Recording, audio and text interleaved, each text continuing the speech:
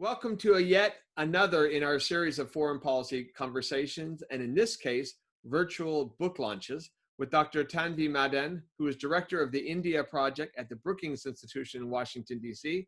Tanvi's book is Fateful Triangle, How China Shaped U.S.-India Relations During the Cold War. It's available from the Brookings Institution Press, as well as from Amazon and on Kindle. Ordinarily, we would be doing our very best to entice Tanvi to come down here to Perth, the farthest city on the planet on land away from Washington, D.C. Something, Tanvi, I trust is actually probably a little bit more attractive today than it would normally be. But unfortunately, it doesn't seem like that's going to happen anytime soon. So in our new virtual world, you don't need any introduction. It seems like I've seen you every single day. There have been events at every major think tank in Washington, D.C., not just about your book, but about recent developments in India-China relations, India-U.S. relations. There have been events in India, in the Indian media and think tank community, which I see quite regularly. And even down here in Australia, we feel like you're a local. You did a wonderful program for our colleagues over at La Trobe Asia. And I see that you're scheduled, I think, in just a couple of weeks to speak for the National Security College and our friend Roy Medcalf over there at the Australian National University. So welcome back to Australia virtually. We're delighted that you took time to join us today. Dr. Madan is also a senior fellow at the Project for International Order and Strategy at the Brookings Institution. Previously, she was a Harrington Doctoral Fellow at the Lyndon B. Johnson School of Public Affairs at the University of Texas at Austin, where she received her PhD in public policy. From our perspective, we are particularly thankful that Tanvi kindly agreed to join us last year for our annual Australia-US Indo-Pacific Dialogue, which was part of the G'day USA festivities, something we hope to entice her to come back to this year. But again, that's one of the many cancellations that we've suffered this time. Tanvi, thank you so much for taking time to join us for this conversation. Gordon, it's great to be with you, and I do wish I was doing this in person. One of the pities of this time we're in is that I was supposed to come to Australia in this summer or your winter, and that was one of my trips that got cancelled. So I'm rather upset about that, but hopefully in the future. But it has made me particular about when I'm getting requests to speak from Australia. I am saying yes, because I feel that I should compensate for my lack of presence there in person. Well, we will do our best to get you down here as soon as we can. As of now, Western Australian is a bubble within a bubble, and we're still cut off from travel from the rest of Australia. But I have to say that's not something we complain about very much these days. It's a feeling of safety that we've got here. Look, I'd like to kind of start out with the title, Fateful Triangle. I watched a previous interview you did and noted that there are two other volumes at least that have the title Fateful Triangle. One is an Noam Chomsky volume and one is a romance novel. I'm guessing that neither of them was the inspiration for your work, but I wonder if you might kind of walk us through what led you to this particular volume. As I understand it, its origins really found itself in the Lyndon B. Johnson archives at the University of Texas. So tell us kind of what inspired this work.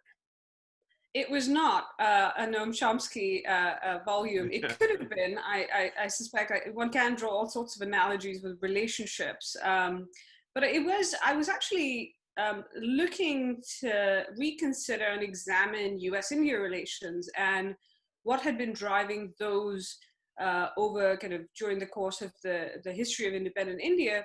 And we had a lot of existing explanations, but since those explanations, a lot of new archives had opened up, including a lot of the presidential archives here. The Indian archives were starting to open up. I was at the LBJ library, which was next door to the school that I was doing my PhD, and I used to spend a lot of time there. And I found that two things that struck me that I did not expect to see. When I was going through the White House papers, I noticed two sets of documents. One were operational plans, US operational plans during the 1965 India-Pakistan war. And these plans were to consider and think through what the US would do if China intervened in the India-Pakistan war. And they were to come to India's assistance. The other documents were detailed rainfall figures that were in kind of the volumes of them in these papers. And they were clearly being looked at not just by senior White House officials, but by the president himself. And so I was curious as to why, for one, LBJ, with all that was going on in his life at the time, this was in the midst of the Vietnam War, he was interested in Indian rainfall figures. And second, why the US was thinking about getting involved on behalf of India if China intervened. And it turned out the common factor was China. And what we thought at the time was that India-US relations were largely shaped by either the Pakistan factor or the Soviet factor. And those two kept India and the US estranged because India and the US didn't like each other as partners during the Cold War. But what I found was that actually China, as we think about it today, even in the past, was shaping kind of US-India relations because the Johnson administration, and before it, the Kennedy administration, and even the second Eisenhower administration, they decided that India, democratic India, had to succeed in the race against communist China that was being backed by the Soviet Union during the Cold War. And so they either wanted to try to help India win that race, and they saw that to be in American interest, or they thought, at the very least, they could not let India fall, whether that was in the 1965 war in a military sense, or in the case of rainfall figures in an economic sense, because they thought low rainfall figures meant less foodstuffs and food grains in terms of agricultural production, and that would lead to an economic collapse. So in both those economic and military senses, the US stood ready to help India. So this China factor that I never thought had been that looming that large in the US-India relationship during that period was indeed something that was shaping decisions during that time. I think among the many eccentricities of the US presidential system, an underappreciated resource are those presidential libraries, particularly for scholars like yourself. My guess is that's something you probably would agree with. I do, and it's one of the interesting things when you go back and you look at the books that were written with only access to the State Department archives, because that's what usually opens up first. They also tend to be more accessible. They actually see a very different picture than you do when you see the White House papers, because you get, I think, a broader sense of what was on the president's desk, what his National Security Council advisors were thinking about. And this, in fact, sparked you don't really see China mentioned much in the State Department papers on US-India relations because, to put it frankly, they were another division. They were or another bureau. That was handled in the East Asia and Pacific Bureau. And so it doesn't really come up. What I found was it wasn't just the LBJ administration. You saw this from the time India became independent, that how the US saw China across multiple administrations did shape how they saw India and approached it. And sometimes China actually drove them apart because they had differences. And then curiosity led me to look at the Indian side, and I found that it was the same thing, that Indian policymakers also viewed the US in part through a China lens. And one of the things I don't try to do is say that China was the only factor driving US-India relations. But it is a factor that's been missing thus far in the way the story is told. And I think it's important because of its present day resonance as well, that it's important to highlight that past history did actually happen. Look, I realize it's impossible for you to summarize in a short response an entire book that covers, the decades of the Cold War. But I'm wondering, based on what you were just saying, these different dynamics and the things you learned, looking at it from different perspectives, what are the primary insights or conclusions that you drew during the course of your research? So let me highlight two. I think the major argument of the book is that today we almost take it for granted that convergence on China has shaped the US-India partnership, that China kind of has been a driving factor in drawing the two countries together over the last 2 decades. But what my book argues is that China's role in shaping the US-India relationship is neither recent nor episodic. So it's not just in the past, the US came to India's assistance in the 1962 war between China and India, and that was an exception. the book actually points out there is a broader history. And the reason I argue that history is important is the second major argument of that book, which has resonance today, which is that today we think about, and you heard former ambassador to India, US ambassador to India, Bob Blackwell, say that when China appears as a threat, the two countries, the US and India, would naturally come together. On the other hand, you hear a number of Indian officials, and you heard Prime Minister Manmohan Singh in the past, but even Dr. Jaishankar, the current Indian Foreign Minister, say, the US, India doesn't ally against country or align with countries against another country. And what my book shows is that if you look at that US-India-China triangle in the past, you find that a US-India partnership to balance China, to not to contain it, but to balance it, is neither impossible, as a number of Indian observers say, nor inevitable, as some here consider from a realist perspective, that a US-India partnership against China is possible, but it can happen, but only under a certain set of conditions. And the book lays those out. And I argue the US and India have to have convergence, not just that China is a threat, but on the nature of the threat, the urgency of the threat, as well as how to approach that threat. And it was often on that third aspect that sometimes the two countries actually disagreed much more than they did on the fact of whether or not China was a challenge. I love the framing of neither impossible nor inevitable. It really kind of sets the parameters for much of the discussion. I had a chance to watch an interview you did for the Organization Research Foundation. And I think they had a reporter from The Hindu, Anath Krishnan, who was interviewing you. And he made the observation that often in observing what's happening in India today, we tend to think it's new, and yet we've seen this before. So maybe another way I might kind of get at your book is, what is happening today where you have antecedents in the Cold War? Or in other words, what have you seen in your book and your research from that period that is most relevant for what's happening in India, US, China relations today? So I think it actually goes back to that last point I made about the US and India's partnership being driven by China. I think there's a phase that I talk about so my book is divided into kind of 4 phases, kind of with 4.5 phases, I would say, which is it looks at the period between 1949 and 1979. The first period is what I call a period of divergence between about 1949 through about 1956, when the US and India had very different views of China. India saw it as maybe a challenge in the long-term sense. The US saw it as a Soviet partner and a challenge in the more immediate sense. And that disagreement, because of a number of things, the Chinese takeover of Tibet, the Korean War, that divergence actually drove the US and India apart in many ways. But then the next period that comes up from the kind of second Eisenhower term, about 1957, to almost through kind of about 1963, so after the 1962 war, but even through the late 60s, you see a period where and that first period between 1957 and 1963 is much like we have it today, which is a period of convergence between the US and India on China. They agreed that it was a challenge. They also agreed that it was not just a military challenge, but also an economic and ideological challenge to the US and to India. And they agreed that a partnership with each other was one of the ways to deal with it.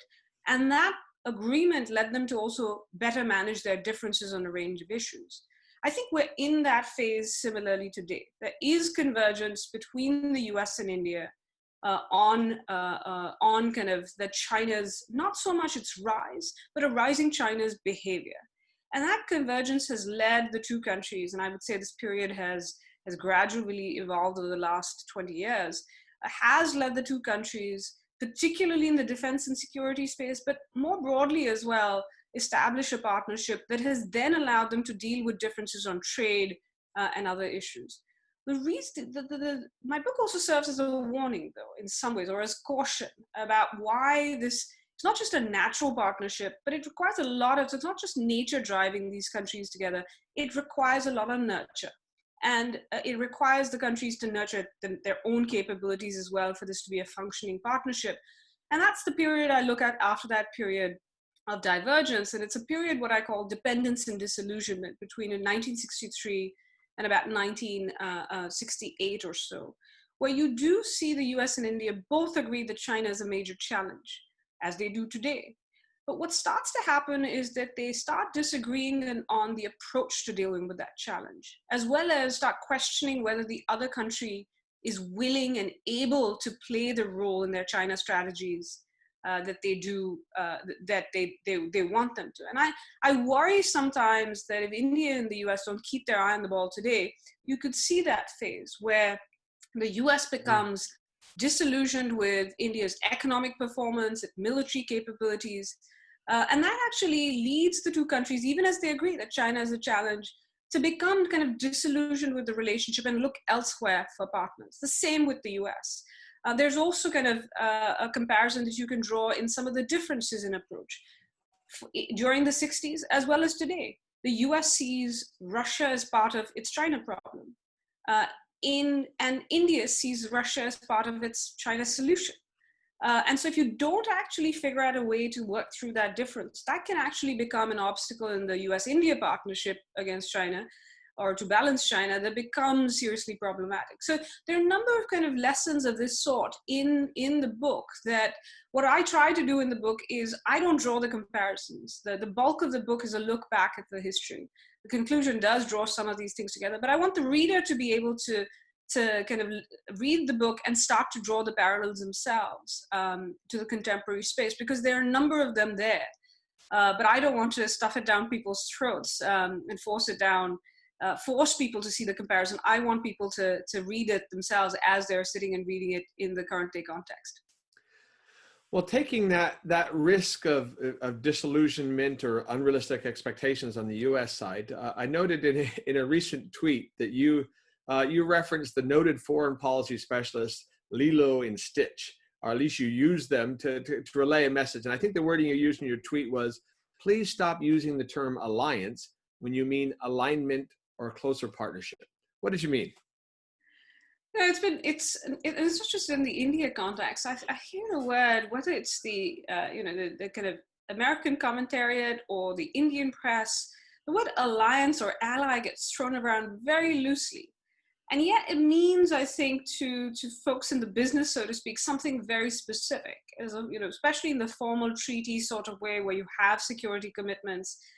And the reason I find it particularly kind of irksome in the US-India space is, so for example, with the India-China boundary crisis, there's been a lot of debate about not just the impact on India's view of China, but what will this do to the US-India relationship? And so the debate actually is very much like the debate I point out in the book, which is some saying, no, India is non-aligned. It will never kind of, move towards the US. And then you have others saying, well, this is going to draw India into an alliance with the US. Well, India doesn't want an alliance. It doesn't want a formal treaty with anybody. And the US is not offering it a pure alliance. What this is about is a discussion about the degree and the extent of alignment between the two countries. And I think that's different, because it involves convergence. It doesn't involve, the kind of security commitments that a formal treaty obligation would entail. And I actually think it's a very interesting space to discuss, because there's a lot of flexibility involved. And so, you'll see people talk about alliance when they mean coalition, or the Quad is a good example, the Australia, India, Japan, the US, and it's often China that tries to say, this is an Asian NATO. Well, it's not. It's more like a coalition of the willing and capable. And so, it's not an alliance. There are no security commitments. It is more like an alignment of interests, a convergence of views, not on everything, but on a certain set of issues. And so that coalition is one set, but you might find a whole different set of a different set of partners in a coalition on another issue. And so to me, if you mean alignment, you mean partnership, talk about that. What happens is, when you do this kind of black or white debate, kind of the 0-1 binary, I think they're straw men. India is not non-aligned against China. It has aligned with other countries when it's seen a challenge from China. It did so with the US in the 60s. It did so with the Soviets in the 70s. It aligned very much to face a China challenge. So India does align. It doesn't ally. It comes close to it. It doesn't, it aligns. And so I think, that's not the discussion, and neither is alliance. So what is really interesting Mm. is, how do you build an architecture around alignment? What does a closer partnership look like? How do you operationalize it?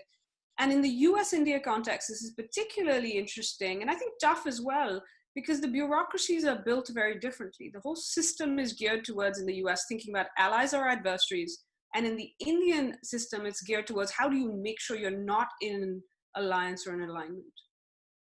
That makes perfect sense. Well, uh, let me move and talk a little bit more about the politics of such alignment.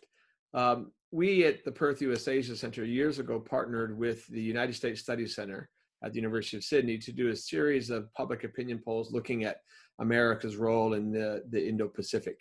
And after having done it several years, in 2017, for the first time, we included India in that poll. And one of the things that was really interesting is that we, at one point, because this was after the 2016 elections, we added a question. And this was a basic question about, do you trust American leadership in the region? And we added the phrase, now that Donald Trump is president, do you trust American leadership in the region? And for every other country in the region, it dropped 20 points, except for in India, it went up by triggering Donald Trump specifically. So India has been a little bit of an outlier. I realize it hasn't been exactly a smooth course over the last 3.5 years, but I'm wondering if you might help us understand the current politics in the United States and how that impacts this very important India-U.S. relationship, in particular since we're 100 days out from the U.S. election. Australians are focused like a laser on that election. What do you think the implications of this upcoming election are for the India-U.S. relationship, whether Trump is reelected or Biden is elected? So, we are in Washington very focused, amongst other things, on the election. The COVID, I think, tops that these days. I think, there are a couple of things here. One is that it is true, as the cliche goes, that there's bipartisan support in the US for the US-India relationship.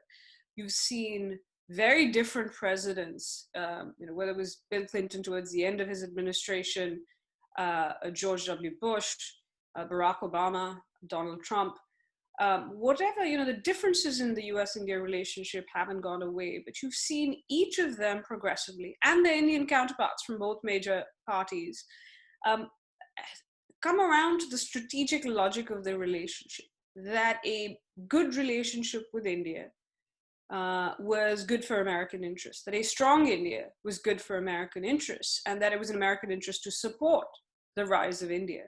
Now, why is that? And I don't mean to, beat the kind of China, just sing a bit drum too much, but I think that's one of the reasons. I'd say administrations here have found strategic, economic, and values-based value, so to speak, in the India relationship. And the strategic relationship has been not just that India will be this kind of major power on the global stage, but that India offers a democratic contrast and a geopolitical counterbalance to China in and of itself, whether or not it does anything with the US. And I think, and then there's the economic aspect, big market for American companies, etc. I think so you've seen this bipartisan support, and extends largely to Capitol Hill. You've seen that support also because of the large Indian diaspora here that does tend to vote, has higher voter turnout rates than a number of other kind of immigrant communities. And you have seen kind of bipartisan support. Having said that, I think if you think about the next, and Indian Americans, by the way, tend to largely vote Democratic, despite the rallies you see that President Trump has done for the Indian American community.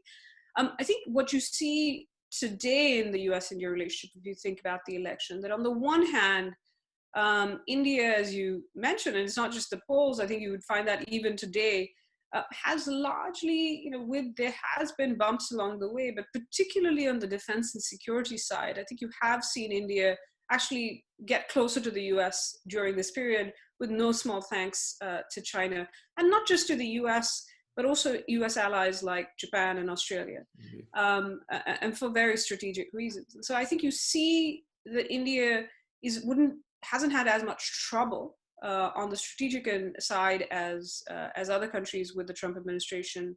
But on the economic side, there have been frictions. They have had a problem with transactionalism. I think the big question for India and President Biden would not be unfamiliar to them. They knew him. He's visited India as vice president. He helped shepherd the nuclear deal, the US-India nuclear deal, when he was at the Senate Foreign Relations Committee years ago. And so I think he's not unfamiliar with India. He's not unfamiliar to India. I think the big questions for India will be, one, on what the China policy of either a second President Trump term looks like, or what the China policy of a Biden administration looks like. On the Biden side, they will wonder, will he continue this competition with China, which has in many ways benefited India, with, in fact, more emphasis on allies and partners, let's say a smarter competition with China, or will a Biden administration decide to prioritize cooperation with China because of pandemics, because of climate change and other issues, and because of domestic priorities? That will be one question. A second Trump term,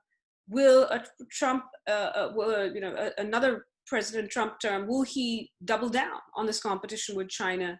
But it will overheat in a way that is bad for India. Is he more transactional? Will he press India more on trade? Will he dismantle alliances? India does not want to see a dismantlement of American alliances in the Indo-Pacific. And then I think finally the question for India, whichever administration is, how will COVID affect the American ability and the willingness to have a commitment and presence in Asia or the Indo-Pacific? I think there are other issues which do matter. I think economic policy, they're expecting, I think, pressure on trade from either side, though President Trump will do it differently. I think one thing that might be of concern to the ruling party in India is how much a democratic administration, and particularly the next generation of progressives, will, and we've already seen this affect the debate on Capitol Hill, will emphasize democracy and human rights issues. And there have been some concerns about that, both on the Kashmir side as well as the Citizenship Amendment Act. And so does that come into play in a Biden administration in a much more significant way? So I think the jury is currently out. I think India will work with whichever administration, and they will make an effort, because the relationship is far too important for India as it is for Australia as well. Well, thank you. That was clear. And I must say, with India, that answer wasn't as easy as it might be in a country like Australia or Canada or Europe in that regard. So I appreciate the clarity in that front. Earlier this week, I had a chance to watch or participate in a Zoom webinar that was put on by the Institute for International and Strategic Studies, IISS, who hold the annual Shangri-La Dialogue, which was this year COVID canceled. And so in lieu of that, they had a webinar with the US Secretary of Defense, Mark Esper, and our mutual colleague Indrani Bagchi of the Times of India asked a wonderful question about what was going on in Ladakh, the recent tensions and actually clashes between China and India, trying to get a response from him on how the US viewed that. Now, not to be overly conspiratorial, since we are also using Zoom, but it just happened to be that they were using Zoom. And just as Secretary Esper was giving his response, he got through the bromides about the US is watching this very closely, then the audio and the video cut out. So that has provided a wonderful opportunity for you to give us the answer that Secretary Esper should have. So how do you see the United States responding to recent tensions, particularly those that we've seen in Ladakh? I think perhaps he was not the only one monitoring the situation very closely. I think, in some ways, that was probably the answer that he should have given. I think it's more, just for various reasons. India in the past, and I think at the beginning of this boundary standoff, and it's been going on since early May at least, before, and that was kind of 6 weeks or at least 5 weeks before the June 15th fatal clash in the Galwan Valley.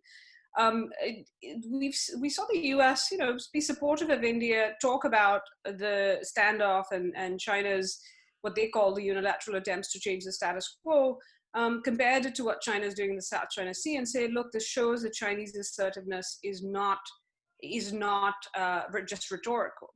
But they were largely kind of quiet, and that was, I'm pretty sure largely because it was India's preference. India did not want to see the U.S. The boundary standoff get stuck between the U.S.-China tensions. It didn't want to become a geopolitical football. But you've seen a shift after June 15th, where clearly India has asked kind of the U.S. perhaps to take its foot off the brake, and you've seen a number of statements, not just from Secretary of State Pompeo, from members of Congress on Capitol Hill, from both sides of the aisle, that are very supportive of India, showing solidarity, expressing condolences, but also calling China out. And I think that's been the larger emphasis, which is talking about Chinese assertiveness, pointing out that, what kind of rules-based order, responsible stakeholder are you if you're doing this. I think from the Trump administration's perspective, there are kind of different imperatives at play here. On the one hand, they do not want to see the situation escalate. But they do want to, and they have cited and highlighted these moves by China in the context of this pattern of assertiveness we've seen across not just the Indo-Pacific, but even vis-a-vis countries in Europe, of Chinese assertiveness as highlighting the boundary standoff as a sign of the way China behaves in the vis-a-vis the rules-based order and not following international law. But then you've also seen the US kind of, while wanting to be sensitive to India's sensitivities about the US publicly getting involved, wanting to show support, because this is after all a country that the US is courting to do more in the defense and security space. And so I think you have seen, on the one hand, statements of support at a time when no other country, frankly, has been this critical of China for that boundary standoff or as supportive of India. And I think that's been important to India, particularly been welcomed by the Indian public. I think the second thing you've seen is clearly a lot of behind the scenes discussions between senior leadership. And so we do know of not just a Trump-Modi call. We know that Secretary Pompeo and his counterpart, Foreign Minister Jaishankar, have talked multiple times. We know that the defense ministers, Rajnath Singh, Secretary of Defense, Esper, have also spoken a couple of times. And just yesterday, we learned that the national security advisors have been in touch, as have the chairman of the Joint Chiefs of Staff, General Milley, and General Rawat, who's the new chief of defense staff in India. Clearly a lot of that. I think you're also seeing a lot of the equipment that that India has acquired from the US on display, whether that's strategic airlift capabilities like C-17s, C-130s. We've seen kind of attack helicopters, the Apaches, the M777 howitzers. We've seen India also deploy kind of the Chinooks. And interestingly, which Australia also has, the maritime reconnaissance aircraft that are being flown over Ladakh to get a better sense. And I'd say that's linked to the final area where I don't think we'll hear too much, but we've seen in the past, and we've got indications of it and reports of intelligence sharing, real-time intelligence sharing between the US and India. So I think in a number of different ways, the US is involved, some in more visible ways, others that I suspect we will not find out for years. Well, if I might be a little bit parochial, let me kind of wrap up this fascinating conversation by turning your attention here to Australia. There has been quite a remarkable relationship between our Prime Minister, Scott Morrison, and Prime Minister Modi for a period of time. The acronym Scott Morrison, which he goes by ScoMo here, was hyphenated as ScoModi, and it went quite well. There was a very recent virtual summit. Has India's assessment of Australia shifted? And if so, tying it back to your book, is that also related to developments in the China-India relationship?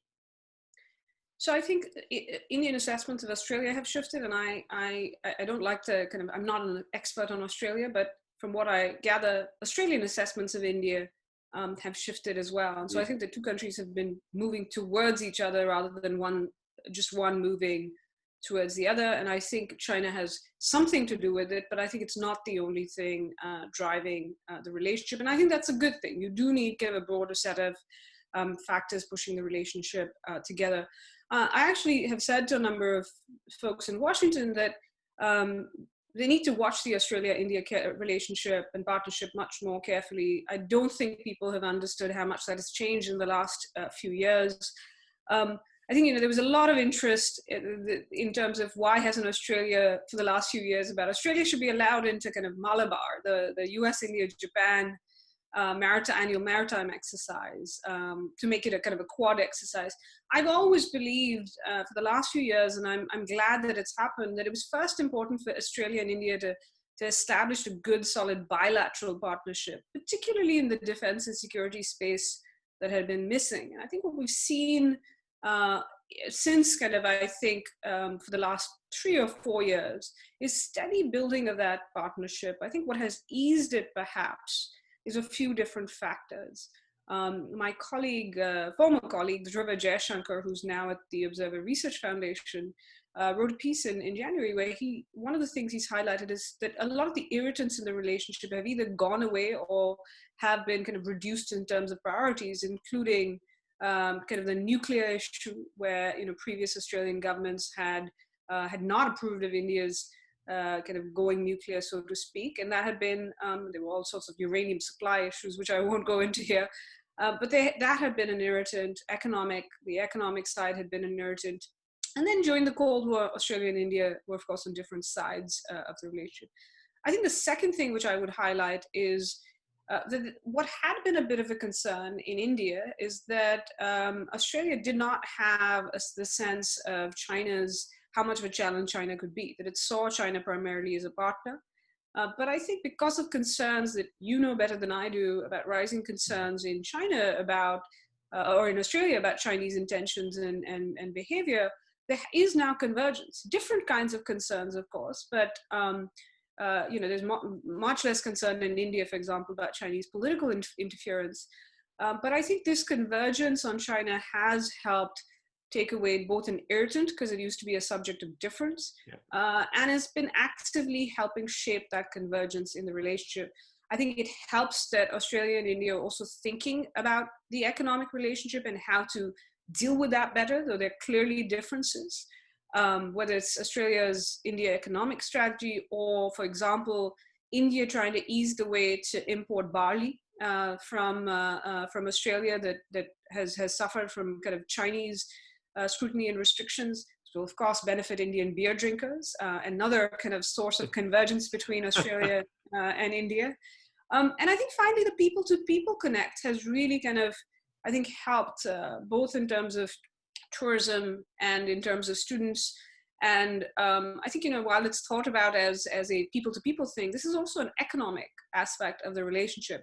So I think the countries have moved somewhere beyond kind of the Commonwealth curry and cricket, though all those things are good and I think lay the basis for convergence. I just say that, I actually think this past few months, and I think I wish the Modi-Morrison summit, or as I like to call it, the Momo summit, got more attention, because I think it was fairly significant. And I do think it offers the basis of how middle powers can actually work with each other, and it emphasized some of the themes that I think we'll see, whether it's solidarity between democratic countries, thinking about resilience, building resilience into systems, and emphasizing certain areas that will be key. So I think from that summit, you've seen both India and the US or India and Australia on the defense side, sign a logistics support agreement, which will help, I think. And now India has these agreements with the US, France, Australia, and they're negotiating one with Japan. But also another thing that didn't quite get noticed, that India and Australia have agreed to elevate the 2+2, the defense and foreign ministers dialogue, to the ministers level. India only has this with 2 other countries, the US and Japan, the other Quad countries. So I actually think this is significant. I think Australia has benefited and India has benefited from both countries' concerns about uncertainties about the US as well. But I hope that whatever happens in November, and even if both countries are, say, more certain about the US next year and about their partnership with the US, that Australia and India will continue to engage bilaterally, to deepen that relationship, trilaterally, including with Japan, as well as with Indonesia. And then finally in the Quad, I think the Quad has shown that it will evolve because the four countries find value in it in different ways. And as long as that continue, I hope there are these different ways, and in the multilateral space, that Australia and India do indeed continue this collaboration. Well, your comments on Indian efforts to import more Australian barley will be very much welcomed by West Australian farmers. And you're absolutely correct. Even 2 years ago, there was a narrative of Indian concern about Australia being soft on China. And in the current environment, that's a difficult case to make. And so clearly there has been a real convergence there. I would also note that one of the remarkable developments that hasn't gotten nearly enough attention is that now, out of a population of just 25 million, there are nearing 1 million Australians of Indian origin. And that's fundamentally changing the way Australia looks at that very important relationship. The one thing we're missing, obviously, is having you down here in person. So we look to rectify that as soon as the borders are open again, because clearly from your last response, there's an awful lot that needs to be discussed going forward. Once again, the book we've been discussing today is Fateful Triangle, available again on Amazon, on Kindle, or the Brookings Institution Press. It's really worth the read. I think this conversation will steer you towards that. And I would also urge everyone to follow Tanvi on Twitter. It's something I do. I would note that having spent 25 years in Washington, D.C. before I moved to Perth some 6 years ago, when I go back to Washington, which before this year was a very frequent occurrence, I would normally just see my old friends. And Tanvi is one of the people I didn't know when I was in Washington, because our paths didn't cross over, but now has been added to my must-visit list just to make sure I understand it. And I think from our conversation today, you can see why. Going back to wrap up with Tanvi's Twitter account, she's the only person I've ever seen that's been able to take quotes from Mean Girls and make it apply to the U.S.-China relationship. So look at that Twitter feed if you want to understand that. It's fantastic. Tanvi, thank you so much. Thank you for your time, and we look forward to seeing you in person. Thank you, Gordon. I do look forward to not just seeing you in Australia someday, but hopefully in Washington not so long into the future. Indeed. Thanks again.